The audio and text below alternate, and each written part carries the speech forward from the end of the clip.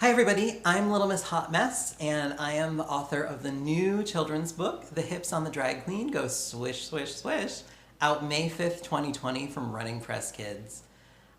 In order to celebrate the launch of the book, I'm going to be doing a little bit of a virtual Q&A on here, or as we're calling it, a Q&Slay, just to talk a little bit about my process, how I got involved with Drag Queen Story Hour, and everything that excites me about this book.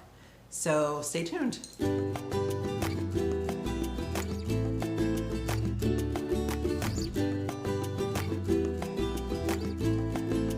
Drag Queen Story Hour started in 2015 by my dear friend and the absolute genius author and cultural activist Michelle T,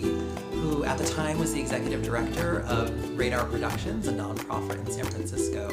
And she was also a new parent and had this kind of so crazy it just might work idea to bring drag queens and kids together, kind of recognizing that there were so many affinities from loving to dress up, to using your imagination, to just kind of going wild and crazy and expressing your fantasy. So I had actually just moved to New York to start grad school, and I was so bummed to be missing out on this action in San Francisco. But I was watching so many of my friends slay these readings, and not too long after, Michelle came to New York to do another event and asked me if I would want to do a Drag Queen Story Hour at the Brooklyn Public Library. So I immediately said yes, and it was one of the best things I'd ever done. I mean, it was incredible just to connect with children, to think about drag in a new way, and to, wake up earlier than I normally ever wake up, but really kind of hit this part of the community that I had not been engaging with, and just getting so much feedback and excitement and energy from children. I just drank it up. And so ever since then, I have been a regular for Drag Queen Story Hour.